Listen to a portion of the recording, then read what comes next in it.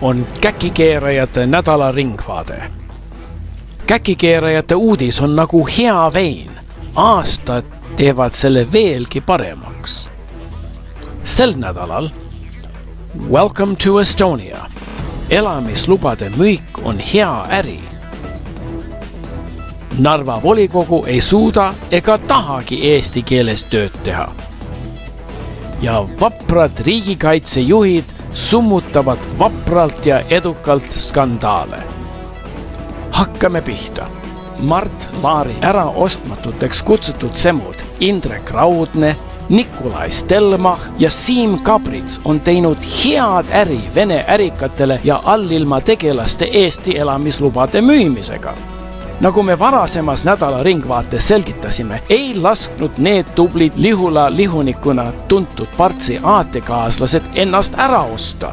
Nad olid nii andekad, et oskasid endid ise Vene ärikatele maha müüa. Mart Laar, keda me oleme juba ammu tunnustanud Eesti käkikeeramise institutsiooni looja ja hingena, teatas hiljutises TV3 saates uhkusega, et seekord on nad tohutu käki suutnud kokku keerata. Kallid liikmed, me oleme ikka tohutu suure käki kokku keeranud kõik koos. Ja ütled oma erakonna liikmetele, et me selgelt vabandame teie ees, selle käki ees kõigepealt ja kogu teist inimeste ees, kes on meid valinud ja nende ees, kes pole valinud, aga kes nii nagu sina ütled, et aga tead sa, neil on oma õiget asja ajavad ka, isegi siis, kui nad kohe ei kõlba, sest me oleme ka neid petnud. Ja see on nagu see fakt, meil on selgelt süü inimeste ees ja seda tuleb meil väga selgelt ka volikogus välja ütelda. Eesti elamisload aitavad meie võimueliidi venelastest rahastajatel kergemini Euroopas reisida ja ka väljaspool Venemaad mitmesuguste toredate kriukadega jõukust koguda. Tore on see, et kui nad vahele jäävad, saavad nad Eesti elanikena meid välismaalastele huvitavalt tutvustada. Eestlasi endid, kes välismaa ajakirjanduse tähelepanu suudaksid pälvida, on kahjuks liiga vähe. Venelastest Eesti maalaste abiga saame seetõttu rohkem loorbereid lõigata ja kiiremini kuulsaks saada. Millegipärast on tülinorijad ajakirjanikud ja rumal lihtrahvas hakanud seda võimueliidi tavapärast äri skandaaliks paisutama. Mis sest nii halba on, kui meie tublid riigikogulased ja ministrid teenivad oma palgale ja hüvitistele lisaks ka raha elamislubade või Tallinna Sadamale kuuluvate aktsiate müümisega? Ega küllale liiga ei tee. Igaüks peabki kasutama kõiki võimalusi oma jõukuse kasvatamiseks. Ega meie rikkad kõike oma raha välismaale ei viigi. Küllap pudeneb neilt ka midagi Eesti majanduse ja lihtrahva hüvanguks. Skandalitsemine selle pisiasja pärast on eriti rumal, kui meenutame, et Mart Laar, kui ta rahvusluse sildi all esimestel okupatsioonijärgsetel valimistel võimule sai, andis elamisload kõikidele Vene okupantidele. Kuigi ta oskas oma ametivõimu hiljem jõukuse kogumiseks osavalt kasutada, andis ta alalised elamisload umbes 500 000 venelasele esialgu täiesti tasuta. Lennart Nikolajev Meri vähemalt täitis oma kohustusi oma endiste KGB ülemuste vastu, kui ta põlistas oma juulilepetega veelgi umbes 100 000, eriti Eesti vaenulikku venelast alalisteks elanikeks.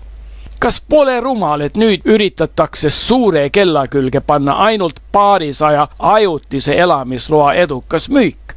Kui Laar jagas hiljem Eesti kodakondsust isegi endistele internatsi juhtidele ja kogu Narva keelsele linnavolikogule, tegi ta seda arvatavasti juba hea tasu eest. Ametlikult andis ta kodakondsuse nendele venelastele nende tähelepänuväärsete teenete eest Eesti Vabariigile. Praegu on Eesti kodakondsuse müümisele lisaks valitsusele ja passiametile asunud ka Vene ärikad. Nad pakuvad internetis 16 000 euro eest täiesti seaduspärast Eesti kodakondsust. Tubli ärimees ja andekas poliitik Indrek Raudne on kahjuks pidanud lahkuma Riigikogust ja Nikolai Stelmach Tallinna linnavolikogust. Õnneks kogusid nad jõukust juba varem Tallinna Sadama nõukogu liikmetena sadamale kuuluva naftaterminali Vene ärikatele soodsa hinna eest müümisega. Õnnelik ostja Vladimir Kleiner, kes sai aktsiad võileiva hinna eest, pidi Raudsele ja Stelmachile tehingu läbiviimise nõustamise eest ajakirjanduse andmetel ainult 600 000 krooni maksma. Mõlemal tublil nõustajal on veel mitmeid muid registreerituid ja ka vähem teadaolevaid edukaid äriprojekte. Mis veelgi tähtsam, neil on häid sidemeid valitsuse, volikogude ja riigi aktsiaseltside nõukogude liikmete ning Vene ärikatega. Neid sidemeid, nii kaua kui käsi peseb kätt, saavad nad kahtlemata ka tulevikus jõukuse kogumiseks edukalt kasutada. Mart Laar avaldas millegipärast kahetsust elamislubade müümise kohta, aga ta kinnitas ajakirjanikele, et IRL on erakond, kes suudab selle küsimuse iseseisvalt edukalt lahendada. Ilmselt tahab Vene ärikate poolt rahastatava partei esimees, meie vapper, pehme ja karvane kaitseminister, ära hoida prokuratuuri või muude õigusorganite sekkumist. Isegi rahva poolt palavalt armastatud Ärma Toomas, kellele tavaliselt mitte joklus muret ei valmista, on nördinud, sest Riigikogu maine olevat saanud sellise tegevuse kaudu uuesti kahjustada. Et Riigikogu maine on saanud sellise tegevuse kaudu uuesti kahjustada. Kui Riigikogu maine kannatab, siis kannatab ka meie usk demokraatiasse. On ka arusaadav. Samad tülikad ajakirjanikud närivad järjekindlalt tema varasemate osavate korterite ärastamistehingute kallal ja ei lase kondist lahti, ka kui on juttu Ärma turismitalu rahastamisest. 5 aasta puhkuse rahast või Evelini elegantsetest ja arvukatest esinemistest. Eesti Käkikeerajate Liit soovitab, et kõik tublid Eesti käkikeerajad võtaks eeskujuks sellised andekad ja edukad poliitikutest ärimehed nagu Raudne, Stelmach, Kabrits, Parts, Vaher, Laar ja Ilves, kes oskavad rahva vara Vene ärikatele hea tasu eest müüa või muid jõukust toovaid tehinguid sooritada. Ega polegi kaugel aeg, mil kõik Eestisse põlistatud venelased saavad koos oma järeltulijate ja paljude Venemaalt naasvate sugulastega Eesti valitsemise ja kõik veel alles jäänud Eesti rahva vara üle võtta. Enne kui nii kaugele jõuame, tasub Eesti tublidel käkikeerajatele võtta nii hästi oma Vene äripartneritelt kui ka maksumaksjatelt kõik, mis võtta annab. Keeleinspektsioon on hakanud jälle kimbutama Narva linnavolikogu. Teatavasti ei suuda esimese Laari valitsuse poolt alaliste elamislubadega Eestisse põlistatud eestimaalased riigikeeles istungit pidada. Keeleinspektorid kontrollisid Narva linnavolikogu keelekasutust oktoobris ja novembris ning tuvastasid, et olukord ei vasta seadustes ette nähtule. Enamik ettekannetest peeti vene keeles ja linnavolikogu esimees juhtis koosolekut ainult vene keeles. Volikogu esimees Aleksandr Jefimov kinnitas, et Narva volikogul pole võimalik keeleseadust täita, sest enamik volikogu liikmed, sealhulgas ka ta ise, ei valda riigikeelt volikogu tööks piisaval tasemel. Kui esimene Laari valitsus hakkas Eestisse põlistatud venelastele massiliselt Eesti kodakondsust andma, ei osanud nad anda neile samaaegselt ka eesti keele oskust. Seepärast kehtestatigi seadus, mille kohaselt ei pea Riigikokku ega omavalitsustesse kandideerijad eesti keelt oskama. Meie geniaalse valitsuse liikmed ja ametnikud peaks nüüd aru saama, et valimise tagajärjed võivad küll anda Riigikogu või volikogu liikme ameti, aga mitte eesti keele oskuse. Pealegi teavad Eesti venelased, et nad tõid kunagi viletsuses ja näljas vaevlevasse Eestisse mitte ainult jõukuse, vaid ka kõrge nõukogude kultuuri, mille tagajärgi on võimul olevate Eesti tublide kommunistide abil võimalik ikka veel nautida. Nad teavad ka, et Eesti ongi nii hästi vene noorte kui ka vanade tulevikumaa. Seepärast polegi neil vaja hakata keerukat eesti keelt õppima ja purssima.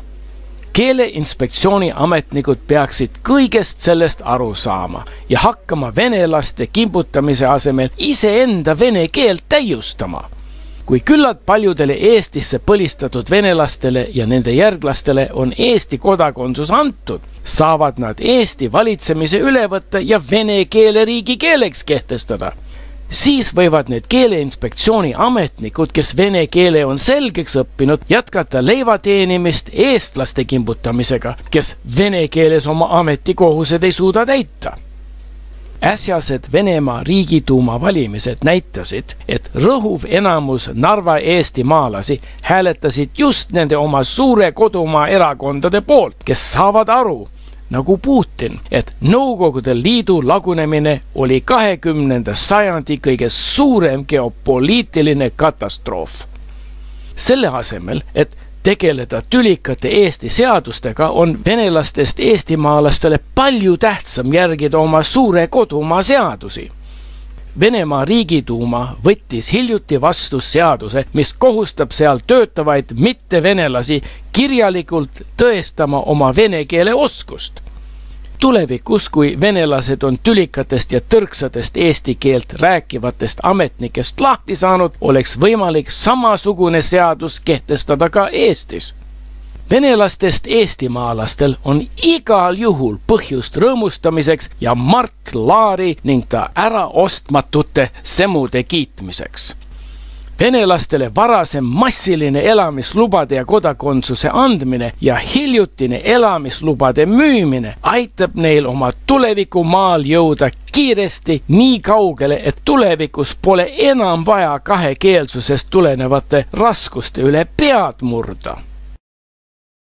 Eelmise aasta Kaitseministeeriumi siseaudit leidis, et seaduse rikkumine on meie Kaitseministeeriumis ja Kaitseväes süstemaatiline.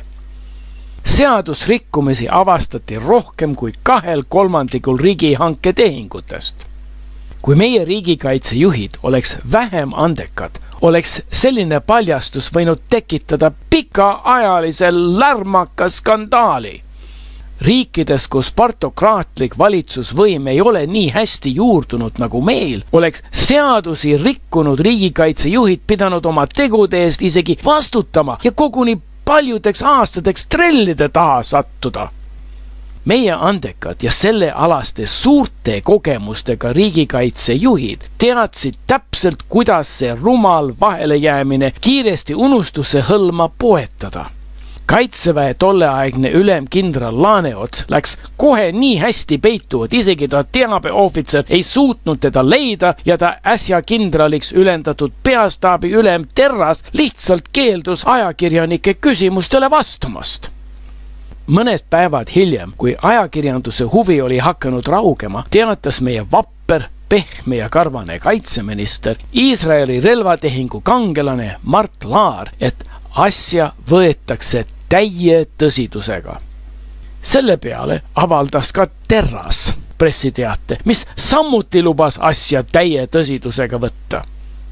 Rumalate ajakirjanike rumalatele küsimustele, miks tema kantsleriks oleku ajal ei suudetud vältida ulatuslikke seadusrikkumisi ja millist valgust heidavad siseauditi leiud tema kõrge ametiga hakkama saamisele, keeldus Terras vapralt ja sõjamehelikult vastamast. Sellest piisaski, et skandaal summutada. Laarile teatati auditi tagajärgedest juba aasta algul, kui ta ametisse astus. Kuna Terras oli seaduste rikkumiste ajal Kaitseministeeriumi kantsler, kes vastutab Kaitseministeeriumi ja Kaitseväe käsutuses olevate rahaliste vahendite seaduspärase kulutamise eest, ülendas Laar ta kiiresti kindraliks. See aitas skandaali summutada, sest Eestis on teatavasti kõrgema aukraadiga ja tähtsama ametiga seadusrikkujaid raskem vastutusele võtta. Mereväe juhtkonna seadusrikkumised ja altkäemaksude võtmised sattusid siiski ajakirjanduse veergudele. 2 kaptenmajorit, kes olid nii rumalad, et jätkasid pististe võtmist isegi siis, kui pististe andjad olid juba kohtus süüdi mõistetud, pidi isegi mereväest lahkuma. Selle peale vaatamata suutis merevägi nende vahendusel maksta 3 pististe andmise eest juba karistatud firmale veel 100 000 kroone. Mereväe staabi ülem ja ülema asetäitja Ivo Värk teatas igaks juhuks ka Pealtnägija saates, et merevägi jätkab samadelt firmadelt töö tellimist, et ära hoida asjatuid hilinemisi pistite laekumises mereväe juhtkonnale. Mereväe ülem Igor Švede ja ta staabi ülem Ivo Värk pidid küll väikese trahvi maksma, sest mõned otsesed seadusrikkumisid olid juba ajakirjanduses detailselt kirjeldatud. Švede sai rahatrahvi selle eest, et merevägi korraldas miinijahti ja Sakala remonditööde ja Sundown klassi laevade remonditööde ja varuosade hankeid talle meelespäraste firmadele ja jagas hankeid osadeks, et saaks vältida tülikaid seaduse sätteid. Värk sai trahvi selle eest, et laskis jaotada osadeks miinijahtide Sakala värvimiseks korraldatud hanke. Õnneks ei uuritud üldse tolleaegsete ajateenijate väiteid, et hoopis nemad värvisid selle laeva. Eesti Käkikeerajate Liit avaldab tunnustust meie vapratele riigikaitsejuhtidele, kelle pikaaegsed kogemused ja kiire taip riigikaitsejuhtide väär- ja kuritegude täie tõsidusega võtmisel on suutnud efektiivselt summutada intsidendid, mis oleksid võinud kergesti kujuneda sama lärmakaks skandaaliks nagu võimueliidi elamislubade müümine Vene ärikatele ja allilma tegelastele. Õnnitleme ka kindral Terrast, ta äsjasse ülenduse puhul kaitseväe ülemaks. Soovitame küll natuke kärpida videosalvestust, kus näidetakse ameti ülevõtmise puhul korraldatud paraadi. Kõik asjasse pühendatud saavad aru, et kindralid ei suuda platsilt lahkudes sirgelt rada kõndida ainult seetõttu, et nende kangelaslikel õlgadel lasub raske vastutus. Mõned pahatahtlikud ajakirjanikud võivad aga väita, et kindralid olid tähtsa sündmuse puhul pakutavaid tervisjooke juba enne paraadi liiga ohtralt tarbinud. Võime nüüd võtta täie tõsidusega teadmist, et teda enam seaduste rikkumiste eest vastutusele ei võeta. Samuti nagu ei hakka keegi õige hõlma, ei saa Eestis keegi hakata meie vapra kaitseväe ülema hõlma. Soovitame kindral Terrasele annetada ta ennast salgava kangesliku teenistuse eest Kaitseministeeriumi kantslerina vähemalt 1 suur ja läikiv aumärk rinda kinnitamiseks ja teine sama ilus paelaga kaela riputamiseks.